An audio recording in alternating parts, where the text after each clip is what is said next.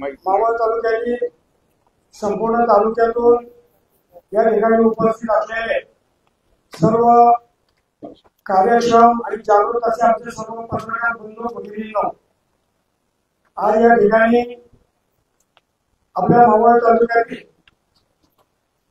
सर्व पक्षीय अपक्ष असे उमेदवार आदरणीय अण्णादादा बापूसाहेब जयवंतराव भेगडे यांच्या पत्रकार परिषदेच्या निमित्तानं आज या ठिकाणी त्यांचा वचननामा मावळसाठी वचननामा प्रसिद्ध होतो आहे आणि हा वचननामा प्रसिद्ध होत असताना मावळ तालुक्याचे ज्येष्ठ नेते माजी मंत्री आदरणीय मदनशेठ बापना, माजी मंत्री आदरणीय बाळाभाऊ भेगडे, आपले सर्वपक्षीय लोकप्रिय उमेदवार सन्माननीय बापूसाहेब भेगडे, त्याचप्रमाणे मावळ तालुक्यातील राष्ट्रवादी काँग्रेस पक्षाचे ज्येष्ठ नेते आदरणीय बबनभाऊ भेगडे, मनसेचे तालुका अध्यक्ष राष्ट्रवादी शरद पवार पक्षाचे तालुक्याचे सन्माननीय अध्यक्ष, त्याचप्रमाणे माजी सभापती, ज्येष्ठ सर्व तालुक्यातील वयोवृद्ध अपवृद्ध असे सर्व कार्यकर्ते या ठिकाणी आमच्या पत्रकार परिषदेच्या निमित्तानं उपस्थित आहेत. आपल्या सर्वांचं या ठिकाणी सहर्ष स्वागत करतो आणि आजचा वचननामा प्रसिद्ध करत असताना त्या संबंधाचं सर्व प्रास्ताविक, त्या संबंधाचं सर्व विवेचन ज्येष्ठ नेते आदरणीय गणेश्वर तात्या भेगडे यांनी या ठिकाणी करावं अशी आपल्या सर्वांच्या वतीनं त्यांना या ठिकाणी विनंती करतो.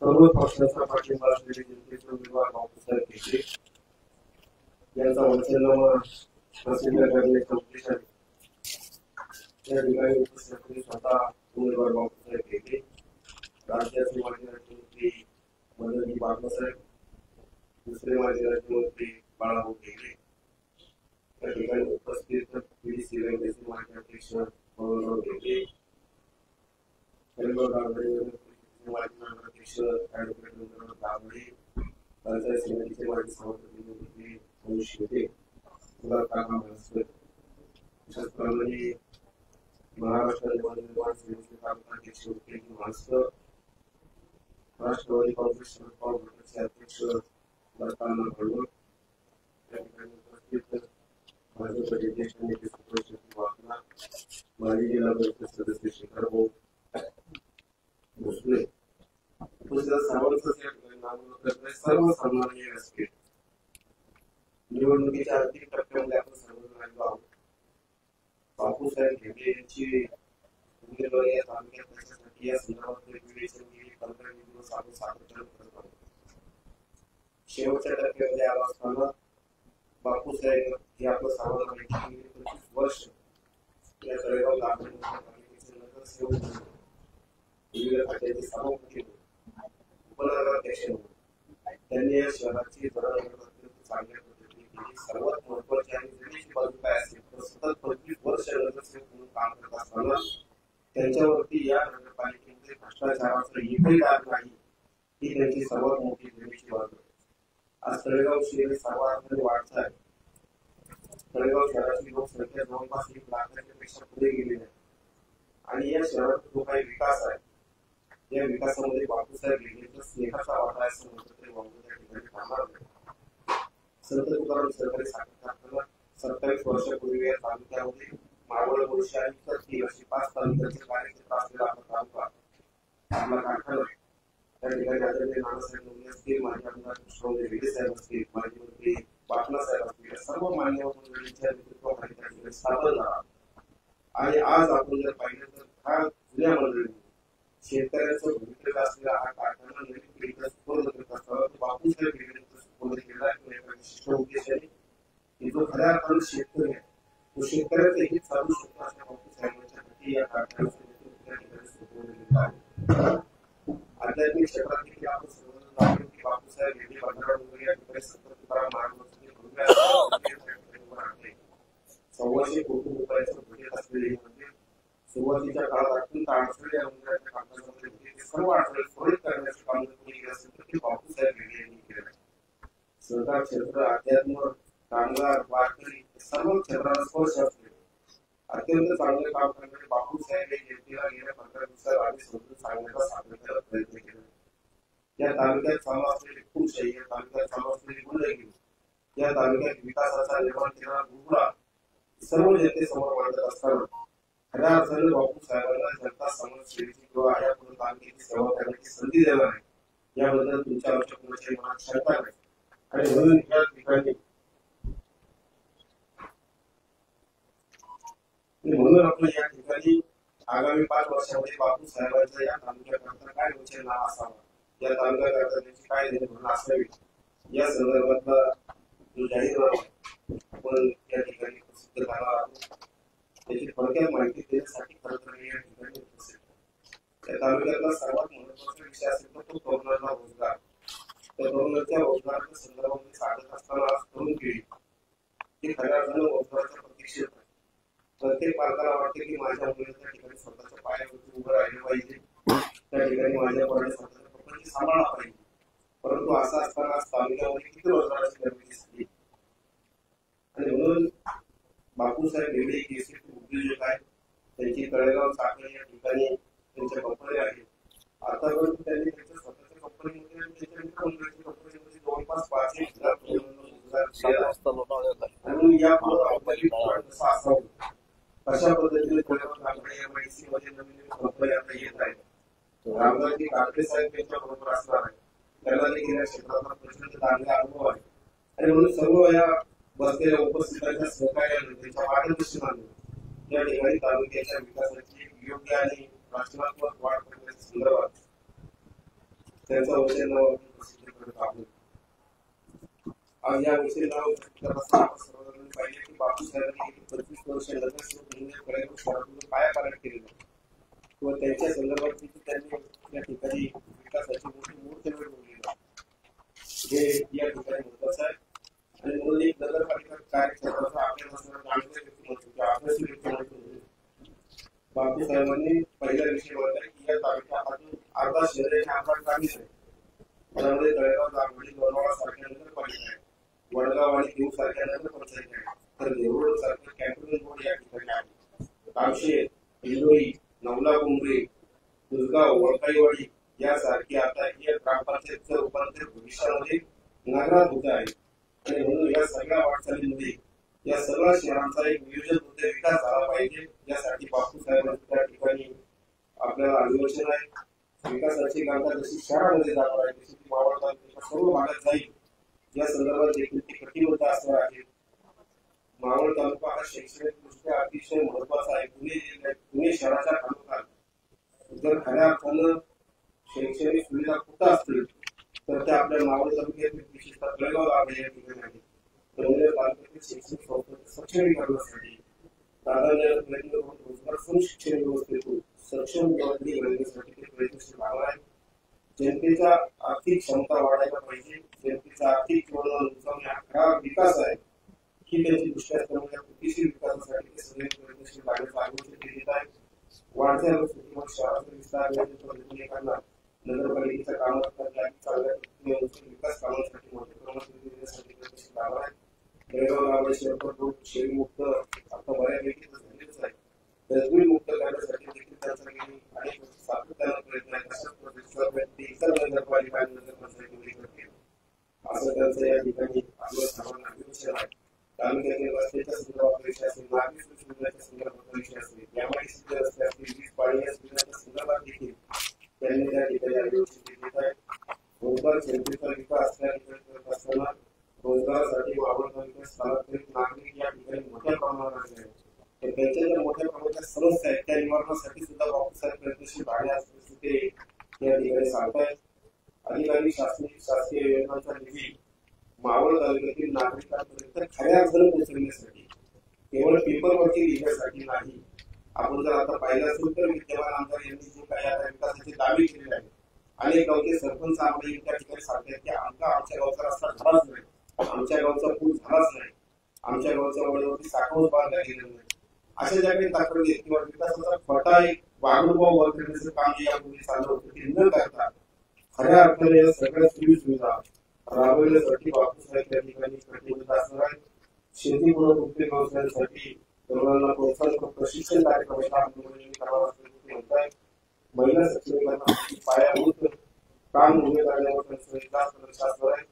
कंपन्यांमध्ये काम बचत गटाच्या माध्यमातून महिलांना घर बसल्या उपलब्ध करून देण्यावरती त्यांनी त्या ठिकाणी आयोजन दिले आहे आणि मोठ्या प्रमाणात महिलांच्या बचत गटाची निर्मिती झाली.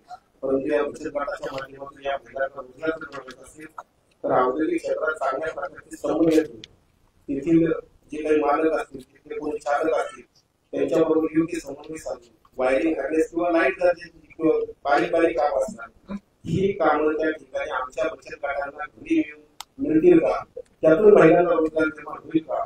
मला वाटतं हे बापूसाहेब प्रथम उद्योजक असल्यामुळे त्यांची कशा पद्धतीचे संबंध असल्यामुळे निश्चितपणे त्या महिला बचत गटांना त्या ठिकाणी चांगल्या प्रकारचा रोजगार करून देण्यासाठी ते प्रयत्नशील असतील.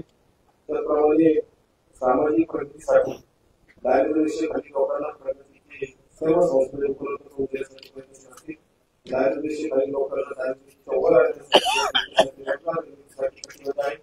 मावळ तालुक्यातील केवळ शिक्षण नाही तर कौशल्य शिक्षण देऊन रोजगारक्षम बनवण्यासाठी नामांकित इंजिनिअरिंग कॉलेज आपल्या ठिकाणी आहे. त्यामध्ये विविध प्रकारचे सर्टिफिकेट कोर्सेस देखील यापुढे त्यांचा माणूस आहे. यावेळेस ही भागातील स्थानिक बहुजनांच्या आर्थिक सक्षमीकरणासाठी कौशल्य विकास कार्यक्रमाच्या धर्तीवर शिक्षण व्यवस्था उपलब्ध करून देण्यासाठी प्रयत्नशील राहणार तसेच कायमस्वरूपी नोकऱ्यांच्या निर्मितीसाठी कटिबद्ध असल्याचे सांगितले.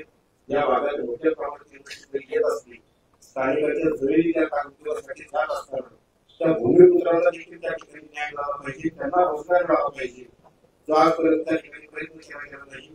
त्या स्थानिक भूमिपुत्रांसाठी देखील बापूसाहेब त्या ठिकाणी त्यांच्या रोजगार निर्मितीसाठी कटिबद्ध असतील. रोजगार निर्माण करण्यासाठी उपलब्ध असलेल्या अनेक सरकारी योजना भागापर्यंत पोहोचविणार. मावळ तालुक्यातील दुर्गम आदिवासी भागातील प्राथमिक व माध्यमिक शाळांच्या सक्षमीकरणासाठी ते प्रयत्नशील असणार आहे. नागरी सुविधांचा विकास या संदर्भात आपल्या सर्वांना माहिती की नागरी सुविधांमध्ये ज्या 3 मूलभूत समस्या आहेत त्यामध्ये पाण्याच्या संदर्भातला विषय असतील, पाणी पुरवठा, दुसरा संदर्भातला विषय आरोग्याच्या संदर्भातल्या सुविधा, त्याचप्रमाणे शैक्षणिक सुविधांचा विषय असतील. या सगळ्या दृष्टीमध्ये सांडपाण्याची व्यवस्था ही सूत्रता आम्ही करत असताना नागरिकांमध्ये आमच्याकडे असे समस्या लोकांनी सांगितले की सांडपाण्याच्या माध्यमातून अत्यंत दुर्गंधी पसरते आणि हे सगळं पाणी पुन्हा नद्यांना हे सगळं पाणी पुढ्यांना त्या ठिकाणी जातं, त्यातून दुर्गंधी निर्माण होत असते. आणि म्हणून एसटीपी त्या ठिकाणी सिव्हरेज ट्रीटमेंट प्लॅन्ट करण्यावरती बापूसाहेब त्या ठिकाणी आधी भर देऊन हे सगळं पाणी दुर्गंधीयुक्त पाणी पुन्हा त्या ठिकाणी स्वच्छ करून रिसायकल करून ते पुन्हा या नद्यांमध्ये सोडणार नागरिकांच्या आरोग्याचे पाणी नद्यांचे आरोग्य सुधारण्याच्या निमित्ताने मदत मावळ तालुक्याच्या अनेक ग्रामपंचायतींना सध्या ओला आणि सुका कचरा ठेवण्यासाठी जागा उपलब्ध नाही. मला माहिती आहे की तळेगावच्या आसपास असणाऱ्या अनेक ग्रामपंचायतीला डम्पिंग ग्राउंड आहे, त्यांचा कचरा टाकण्यासाठी तळेगावकडे त्यांनी यावं आमच्या संदर्भाची परवानगी घेतली जाते.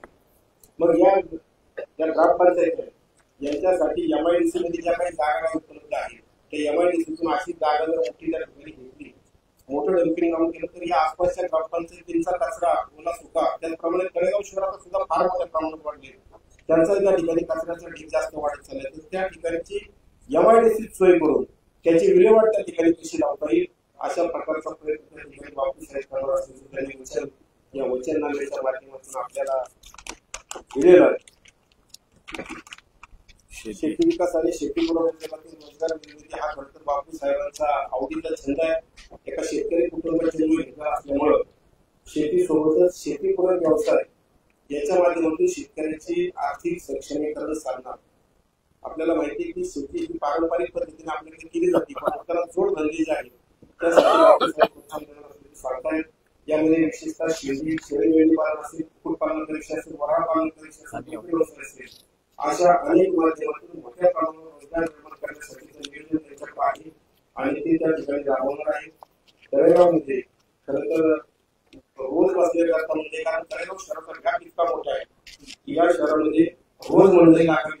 उद्देशाने स्वर्गीय किशोरभाऊ आवडे यांनी तळेगाव स्टेशन या ठिकाणी मंडळी उभारली आहे.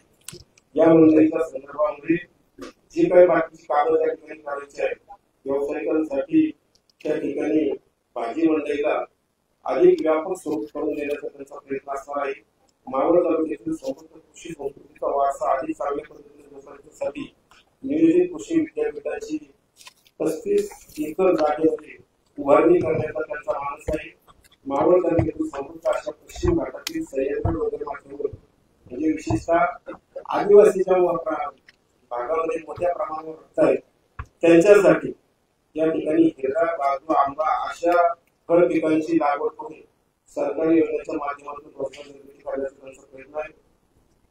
दुसरा विषय या ठिकाणी अत्यंत महत्वाचा आहे की तालुक्यातला सरकार क्षेत्र जवळजवळ संपलेला.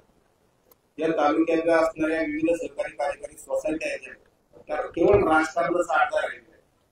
मावळ तालुक्यात 54 सोसायट्या शिल्लक आहेत आणि या केवळ सगळ्या सोसायट्या कागदोपत्री आणि कोणाच्या तरी कपाटात सचिव खिशात अशा प्रकारच्या अवस्था आहे. आज मावळ तालुक्यामध्ये 54 सोसायट्या असताना 4-4 गावांमध्ये एक सोसायटी आहे, पण बाकीच्या अन्य तालुक्याकडे जर पाहिलं तर एका गावात 4-4 सोसायटी आहेत. आज आमच्या बारामती सारख्या ठिकाणी 278 सोसायटी आहेत, इंदापूर सारख्या ठिकाणी 250 जवळपास सोसायटी आहेत. आणि म्हणून या तालुक्यातला जो सहकार मरत चाललेला आहे, या सहकाराला उचित अवस्था प्राप्त करून द्यायची असेल, या ठिकाणी असलेले खरेदी संघ असेल, या ठिकाणी असलेला मावळ कृषी उत्पन्न बाजार समितीचा विषय असेल, या सर्वांकडे लक्ष देऊन त्या ठिकाणी योग्य त्या प्रमाणात त्यांचं काम करून शेतकऱ्यांना खऱ्या अर्थानं आर्थिक स्थैर्य देता येईल का, यासाठी बाबासाहेब भेटे त्यांच्या पुढच्या 5 वर्षाचा कालावधी खर्च करणार आहे.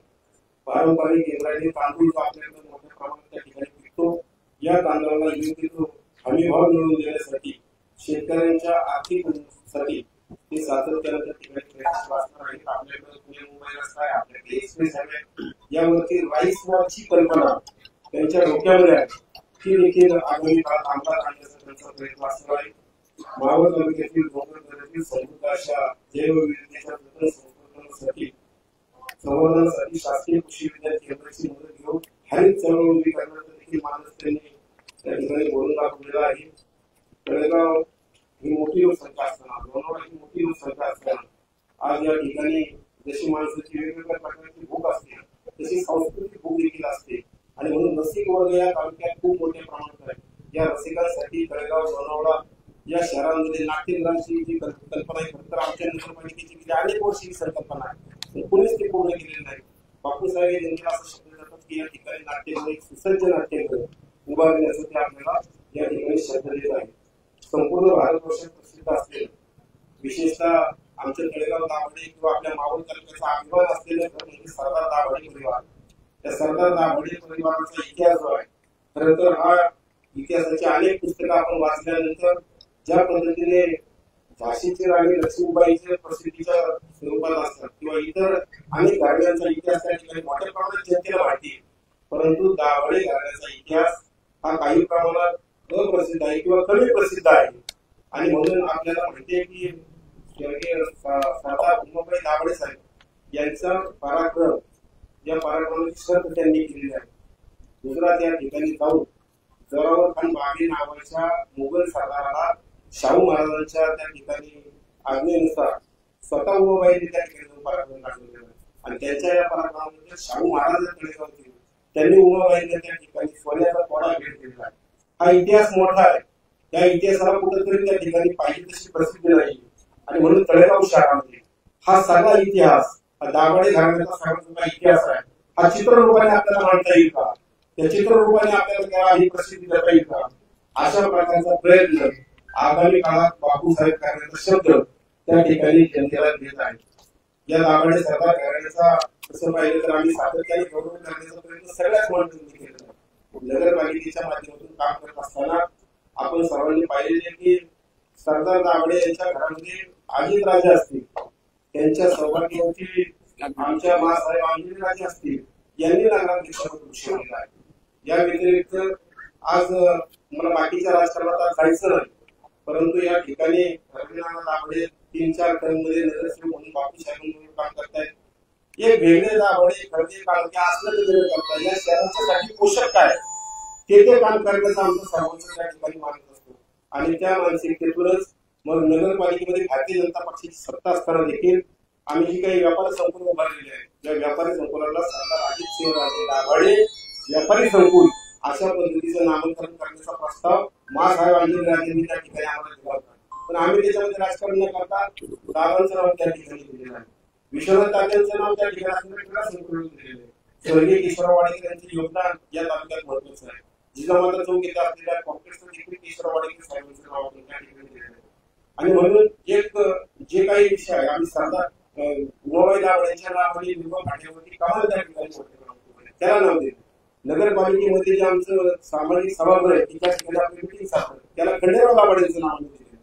आणि म्हणून कसल्याही प्रकारचा भेदभाव नाही. काही मंडळी जाणीवपूर्वक तसा भेदभाव करण्याचा प्रयत्न करतात परंतु त्याला फाटा देत या ठिकाणी तळेगाव शहरातून सांस्कृतिक वारसा आहे तो जपण्याचं काम बापूसाहेब आम्ही त्या ठिकाणी करणार आहे. मावळ तालुक्यातलं सर्वात मोठं क्रीडा संकुल उभारून खेळाडूंना त्या ठिकाणी न्याय देण्याचं काम बापूसाहेब आम्ही करत होती. तळेगाव शहराची संस्कृती अग्रेसित करण्यासाठी तालुक्यातील कलाकारांसाठी कला प्रशिक्षणाच्या सुविधा करून देण्यासाठी या ठिकाणी बापूसाहेब प्रयत्नशील असणार आहेत. आपल्या तालुक्याला नैसर्गिक देणगी त्या तालुक्यामध्ये 13 धरणे आहेत, 5 किल्ले मोठे त्याचप्रमाणे लेण्या आहेत, बौद्धकालीन पांडवकालीन लेण्या या ठिकाणी हे समृद्धीचा वारसा या तालुक्यामध्ये आहे. आणि या सगळ्याचा जर आपल्याला पर्यटनाचा वापर करता आला नाही तर ग्रामीण भागातल्या वेगवेगळ्या तरुणांना त्या ठिकाणी रोजगार मिळणार नाही. आणि म्हणून विशेष ही गोष्ट लक्षात घेऊन या धरणांमध्ये या पाण्याकडे अनेक शहरी लोक त्या ठिकाणी येत असतात. लोणावळा खंडाळामधली गर्दी किंवा अंदरगावातली गर्दी जर आपण सामान्य पाहिली तर या सगळ्याचा विकास करून पर्यटन विकास करून आपल्या स्थानिक पोरांना रोजगार मिळेल का, त्यांच्या हाताला काय मिळेल का या दृष्टिकोनातून विचार करत असताना पर्यटनाच्या विकासाला संदर्भाच्या काही कल्पना आहेत त्या देखील बापू साहेबांनी या ठिकाणी पर्यटन विकासामध्ये मांडलेल्या आहेत. पाणी पुरवठा आणि सिंचनाच्या विकासामध्ये सुद्धा सगळ्याच गावांना स्वच्छ आणि पाण्याचा पुरवठा करण्याची जे काही पाणी पुरवठा योजना आहे याच्यावरती विशेष लक्ष केंद्रित करणार आहे. कारण तळेगावमध्ये आम्ही पाहुणा आणि इंद्रायणी 2 नद्यांचे पाणी पुरवठ्याचे प्रकल्प त्या ठिकाणी राबवत असताना बापू साहेबांना त्याचा बांधकाम अभ्यास आहे. त्यामुळे इतर ज्या काही आता सध्या 104 ग्रामपंचायतीमध्ये जे काही जलजीवन स्कीम चालू आहे केंद्र आणि राज्य शासनाची याच्यातील एकही अद्याप चालू झालेले नाही. बऱ्याच ठिकाणी अनेक तक्रारी आहेत.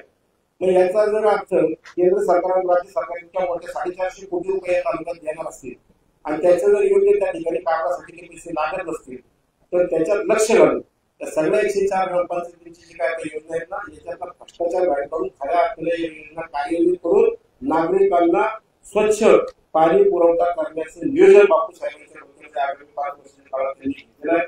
या आपल्या इंद्रायणी आणि पवना नद्या यांना प्रदूषण मुक्त करण्यासाठी त्यांचं पावित्र्य जपण्यासाठी या नद्यांचं खोलीकरण असेल या नद्यांची स्वच्छता असेल आणि या नद्या व्यवस्थित करून शेती संकलन करण्यासाठी प्रयत्न करण्याचा शब्द या ठिकाणी वचननाम्यातून बापूसाहेब देत आहेत.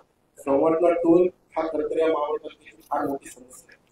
कारण हा टोल उभारतानाच त्या ठिकाणी 30 किलोमीटरच्या आतमध्ये 2 टोल असू नये हा शासनाचा नियम असताना वरसुली आणि सोमाटणे हे 2 टोल नाके 30 किलोमीटरच्या आतमध्ये येत आहेत. आणि याचा सर्वात जास्त त्रास जर कोणाला होत असेल ना तर मावळ तालुक्यातील सर्वसामान्य नागरिकांना होतोय. आज लोणावळ्याकडचा माणूस जर पुण्याकडे जायचं म्हटलं तरी या जुन्या पुणे मुंबईवरून येतो. आज कोणत्याही माणसाला म्हणजे फक्त शहरावाडीच्या पलीकडच्या लोकांना त्या टोलचा त्रास नाही पण अलीकडे म्हणजे जवळपास 80% तालुक्याला किंवा मतदारसंघाला या टोल नाक्याचा अत्यंत त्रास आहे. त्या ठिकाणची असणारी गर्दी त्या ठिकाणच्या कर्मचाऱ्यांकडून त्यांची मिळणारी काय वागणूक आहे नागरिकांसाठी ही अत्यंत घातक आहे. आणि म्हणून हा टोल नाका बंद व्हावा यासाठी स्वर्गीय किशोरभाऊ आव्हाड यांच्या नेतृत्वाखाली आम्ही सर्व पक्षांनी त्या ठिकाणी अनेक वेळा आंदोलन केले. मुख्यमंत्र्यांनी त्या ठिकाणी आम्हाला शब्द दिले परंतु त्या ठिकाणी ते कधी जाऊन शकलं नाही. आता मी परत सांगतो तुम्हाला राजकारणात आता टीका करायची नाही तो आजचा विषय नाही परंतु या ठिकाणी विद्यमान आमदारांनी कधी या सर्वोच्च आंदोलनात सहभाग घेतला ना हा टोल नाका बंद करण्यासाठी पुढाकार घेतला. आणि म्हणून हा जो फळीचा मुद्दा आहे या तालुक्यासाठी हा टोल नाका बंद करण्यासाठी शासन स्तरावरती जे काही प्रयत्न करावे लागतील जसं आता शासनाने मुंबईच्या एंट्रीचे सगळे टोल नाके बंद केले तशा धर्तीवरती मावळ तालुक्यातील टोल नाके बंद करावेत यासाठी देखील बापू साहेबांचा त्या ठिकाणी याच्यावरती विचार आहे. आता ही लढाई तुम्हाला सर्वांना माहिती आहे की धनशक्ती विरुद्ध जनशक्ती अशी ही लढाई या ठिकाणी. आज आपण जर सगळेजण अभ्यास करत असाल आपण पत्रकार जरी असला लोकशाहीचा 4था स्तंभ जरी असला तरी आपला सर्वांना माहिती की या तालुक्यात मोठ्या प्रमाणात आर्थिक राजकारण त्या ठिकाणी चालू आहे. आज ही सगळी मंडळी त्या पक्षाचे कार्यकर्ते असतील किंवा अपक्षांचे कार्यकर्ते असतील, ही सगळी मंडळी त्या ठिकाणी धावपळ करत असताना प्रत्येकाने एक लक्षात घेतलं पाहिजे की ही निवडणूक म्हणजे शेवटची नाही. यानंतर आम्ही निवडणुका सातत्याने येत राहणार आहे. जिल्हा परिषदेची येणार आहेत, पंचायत समितीची येणार आहेत, नगरपालिकांची येणार आहेत आणि मग या निवडणुका कार्यकर्त्यांना स्वतः लढायच्या असतात. आज जी काही आपण सवय त्या ठिकाणी लावत आहोत ना, या सवयीच्या माध्यमातून पुढे कार्यकर्त्यांना त्यांच्या जमिनी सोयी निवडणुका देणार अशी परिस्थिती त्या ठिकाणी निर्माण होतात.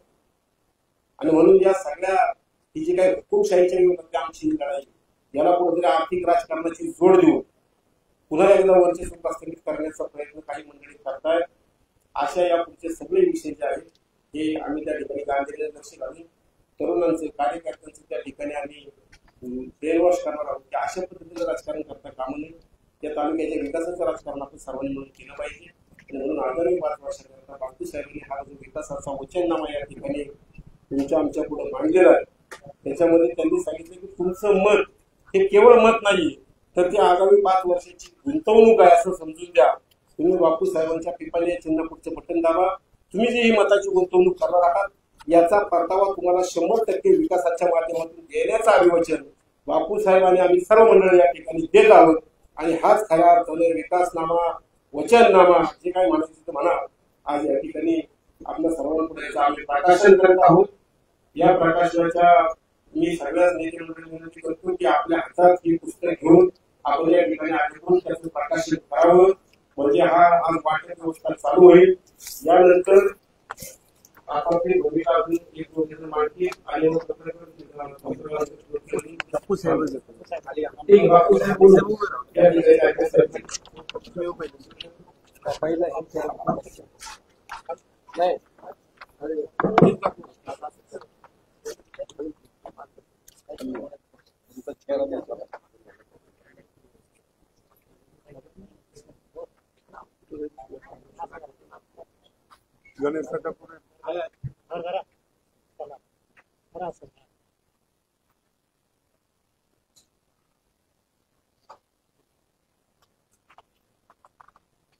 धन्यवाद. धन्यवाद. हो बोला बाबू साहेब.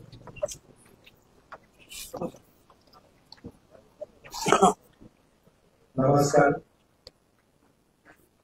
आज या वचननाम्याच्या खरं तर उद्घाटनासाठी आवर्जून उपस्थित असलेले आमचे नेते, त्या राज्याचे माजी मंत्री आदरणीय बाप्पासाहेब,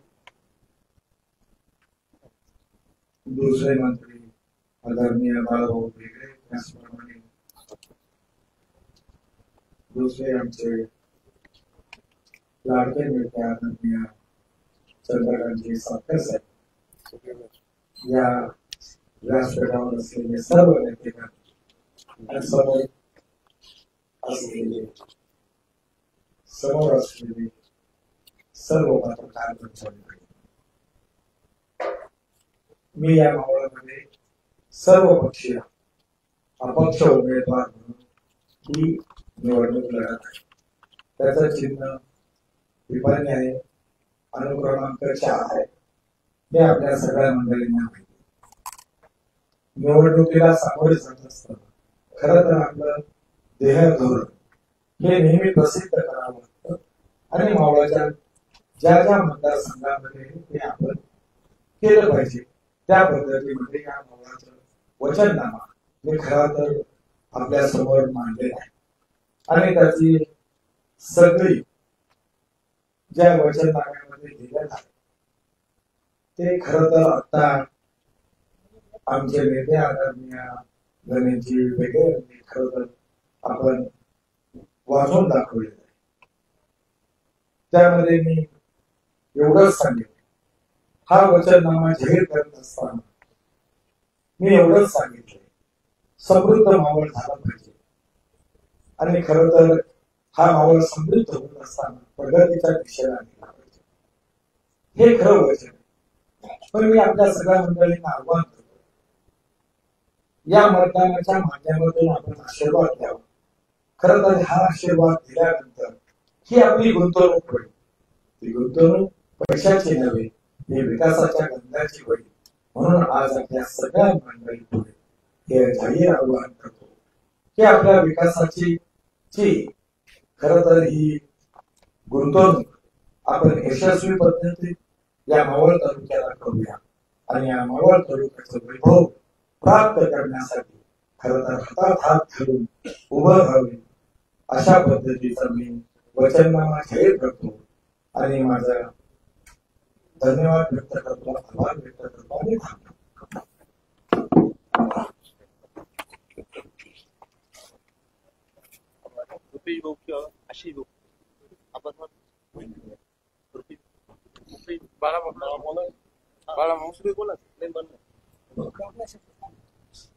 सर्व पत्रकार बंधू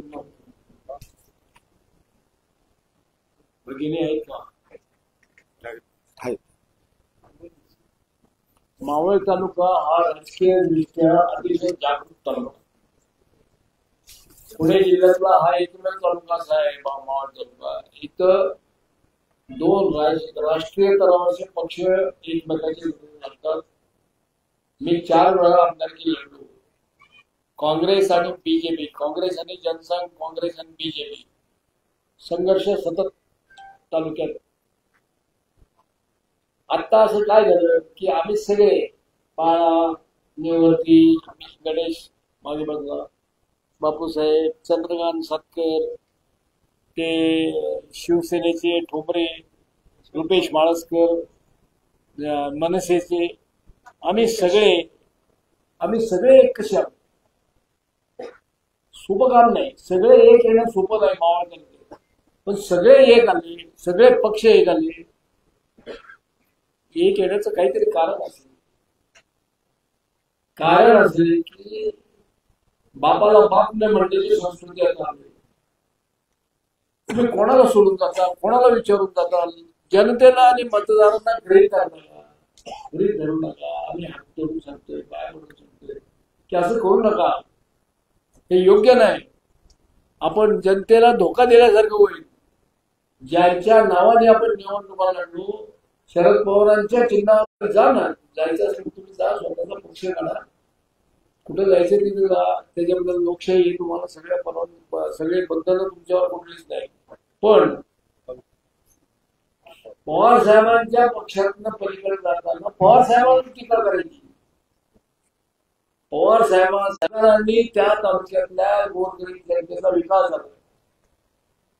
सहकारी सोसायटी कुठे?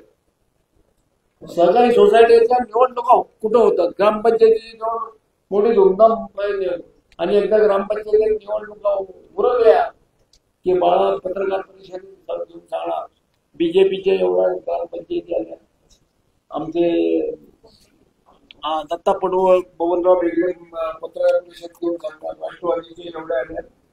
असं चाललंय.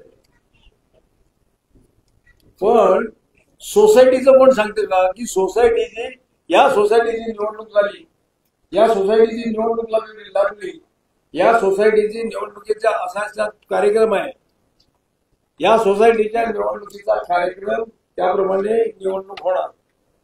आज फक्त असा आहे का?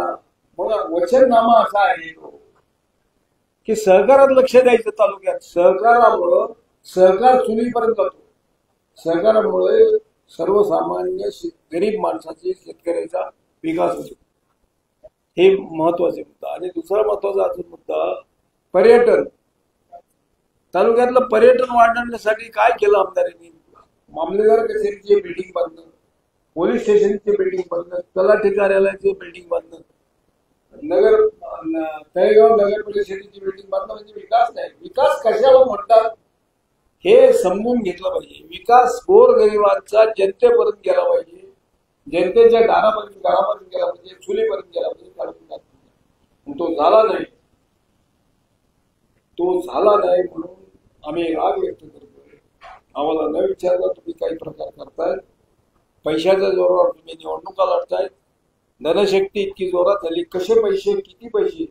मला तर काल मी फिरत होतो, मला कानावर आलं की 5,000 रुपये एका मताला दिले. बरोबर नाही. मग ग्रामपंचायत गरीब माणसांनी निवडणूक नाही लढायची. ग्रामपंचायतीला काय होईल?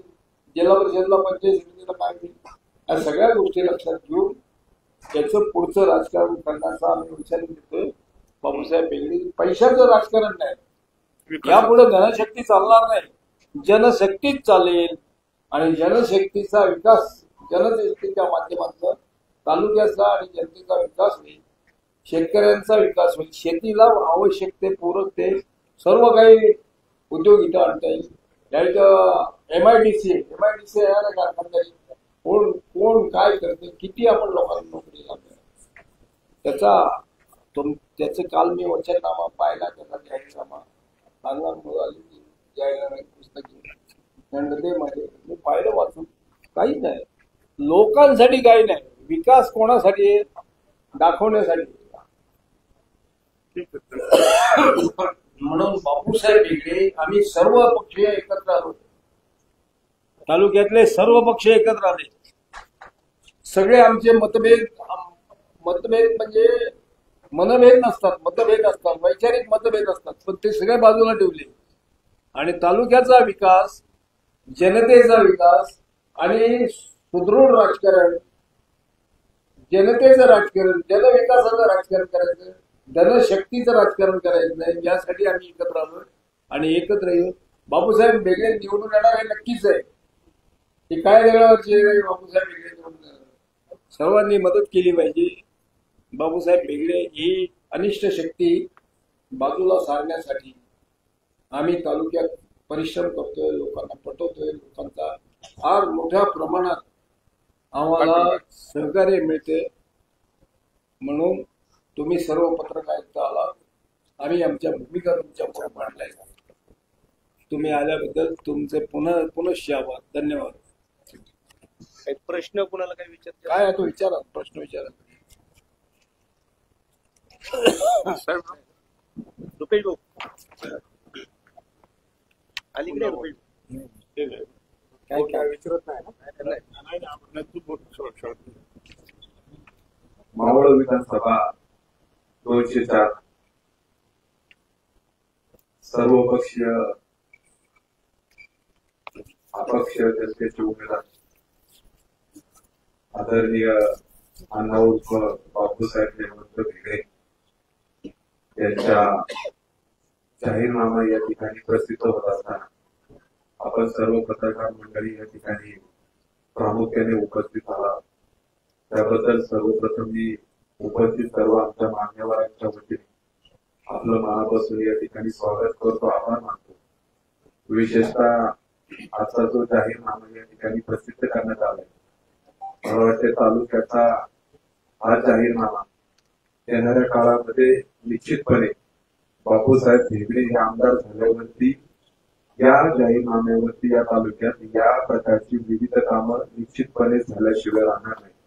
त्यांनी या ठिकाणी सर्व प्रकारची विकास कामं किंवा जो दूरदृष्टी या ठिकाणी या विकास जाहीरनाम्यामध्ये आपण या ठिकाणी मांडला आहे, त्या अत्यंत स्पष्टपणे मुद्देसूद या ठिकाणी मांडलेला आहे.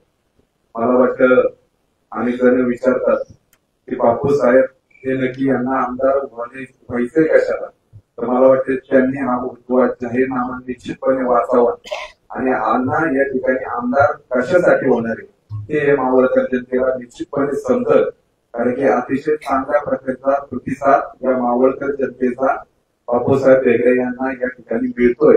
मला वाटतं अण्णाचे बरेचसे मुद्दे हे विकासाच्या दृष्टिकोनातून मावळकर जनतेला त्यांच्या भाषणात आणि मनोगणात या ठिकाणी व्यक्त केलेले आहे. आणि हा जाहीरनामा जो आपला या जनतेकडे जाईल त्याच्यानंतर निश्चितपणे या सर्व मावळकर जनता ही अण्णांना भरभरून मतदान आणतील असा विश्वास या जाहीरनाम्यामधून आपल्याला सर्वांना या ठिकाणी दिसतोय. पुन्हा एकदा सर्व पत्रकार मंडळांचं या ठिकाणी आपण उपस्थित आल्याबद्दल उपस्थित सर्व मान्यवरांच्या वतीने मी आभार मानतो आणि ही पत्रकार परिषद संपली असं जाहीर करतो.